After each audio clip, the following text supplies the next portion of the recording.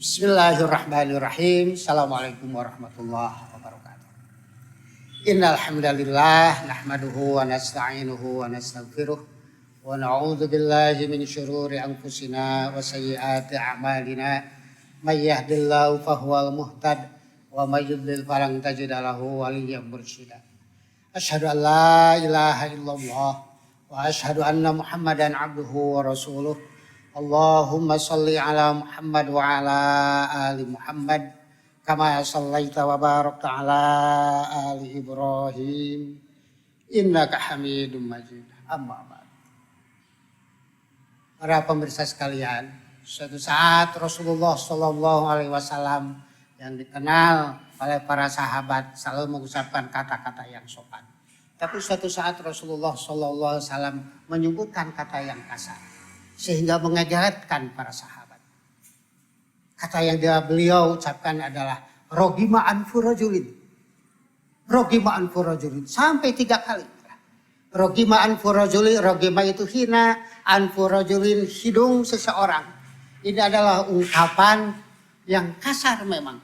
Gelar yang kasar. Dalam bahasa Indonesia mungkin bisa kita terjemahkan kurang ajar.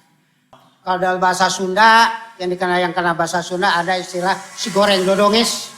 Itu kata yang kasar. Hati-hati kalau ada orang yang menyebut Anda si goreng dodonges, jangan tersenyum. Itu bukan memuji, itu kata-kata kasar. Penghinaan. Rasulullah tapi menyebutkan itu. Rogima anfu rajulin, si goreng dodonges kalau bahasa Sundanya. Atau si kurang ajar. Para sahabat sampai heran. Mereka bertanya, wahai Rasulullah, siapakah yang kau maksud orang yang kurang ajar atau si goreng dodonges itu? Siapakah itu? Lalu Rasulullah Shallallahu Alaihi Wasallam menjawab. Dan ternyata ada 3 kata Rasulullah.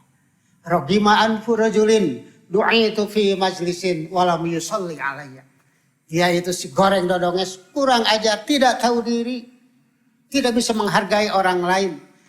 Yaitu ketika disebutkan namaku fi majlis, di sebuah majlis terdengar oleh dia walam yusalli alayya, tapi dia tidak tergerak untuk mendoakanku, untuk bersolawat kepadaku. Yang kedua, rogima anfu rajulin dakhala alaihi syahru Ramadan summan salahu minhu walam yukbar. Yaitu kurang ajar, tidak tahu diri, si goreng dodonges. Orang yang datang kepadanya bulan Ramadan, lalu Ramadan itu meninggalkan dirinya. Tetapi dia tidak pernah diampuni oleh Allah Subhanahu wa Ta'ala. Kenapa? Karena Ramadan adalah bulan maghfirah. Siapapun yang melaksanakan saum di Ramadan, pasti dia akan diampuni oleh Allah. Asal benar, sah, benar secara kaifiat, benar secara niat saum yang dia lakukan. Yang ketiga adalah rogima anfu rajulin adroka walidayhi indal kibari ihdahuma au kilaihima walam yudkhilhu jannah.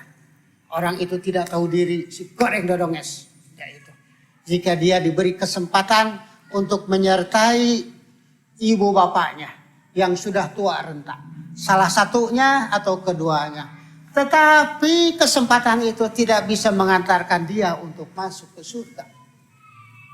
Kenapa? Karena orang tua yang sudah renta, orang tua kita adalah pintu kita untuk masuk surga. Dengan cara berbakti. Berbakti kepada ibu bapak.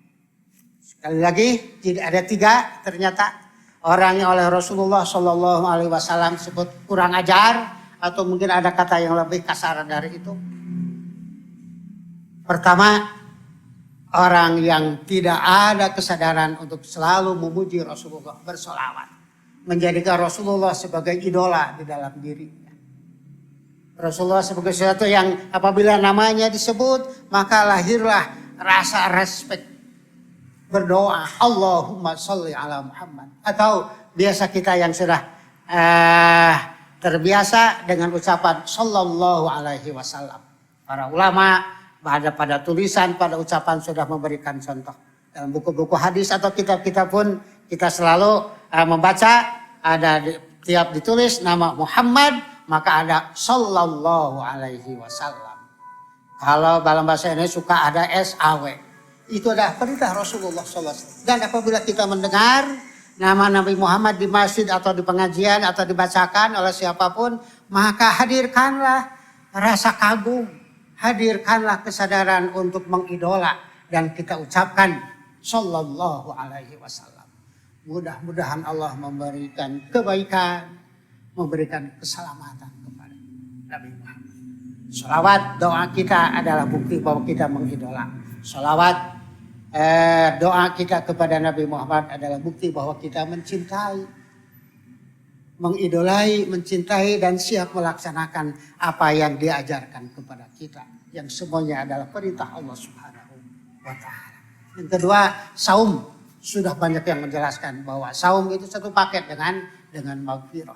Maghfirah adalah ampunan dari Allah Subhanahu wa Ta'ala untuk dosa-dosa yang telah kita lakukan. Yang apabila kita biarkan dalam kehidupan ini yang sehari-hari sering kita tumpuk dan kita biarkan, suatu saat, malah bukan hanya suatu saat, di akhirat saja. Di akhirat akan menjerumuskan kita kepada siksa neraka. Bahkan di dunia pun dosa yang kita lakukan itu merugikan diri kita. Membuat sumpah dada kita ini, sumpah penglihatan kita ini, menjauhkan kita dari Allah Subhanahu wa Ta'ala yang siap mencintai, mendorong kita untuk masuk ke neraka. Dan juga bahaya dari dosa itu adalah menghalangi rizki yang hampir saja Allah berikan untuk kita. Tapi karena dosa yang kita lakukan tidak jadi. Saum satu paket. Karena itu siapapun yang saum pasti diampuni. Asal saumnya yang benar. Dan siapapun yang tidak bisa memanfaatkan saum Ramadan sebagai saat dia diampuni oleh Allah, maka kata Rasulullah, dia itu kurang ajar. Tidak tahu diri, tidak bisa memanfaatkan kesempatan. Ketika ibu bapak kita yang sudah tua renta itu bukan beban, rugi menganggap beban kehidupan kita sehingga kita menyimpan kepada orang lain. Ibu bapak kita, ibu kita, bapak kita adalah pintu yang sangat besar yang terbuka lebar agar kita bisa masuk ke dalam surga. Jika kita punya kesempatan berbarengan dengan ibu bapak yang sudah tua renta, manfaatkanlah, raihlah, berbaktilah kepada mereka. Berbakti kepada mereka, jadikan mereka itu pintu kita untuk masuk surga. Bukan sebaliknya menganggap orang tua sebagai beban. Kalaupun sakit, tidak memikirkan seperti mereka terhadap kita. Apapun yang bisa dilakukan, pasti mereka lakukan untuk kita kalau kita sakit. Tapi ketika orang tua kita sakit, malah anak-anaknya rapat. Siapa yang akan mengurus? Semuanya datang dengan alasan yang sekuat-kuatnya agar dia terhindar dari kewajiban untuk mengurus ibu yang sakit atau bapak yang sakit. Celaka. Ibu kita adalah pintu kita untuk masuk surga. Assalamualaikum warahmatullahi wabarakatuh.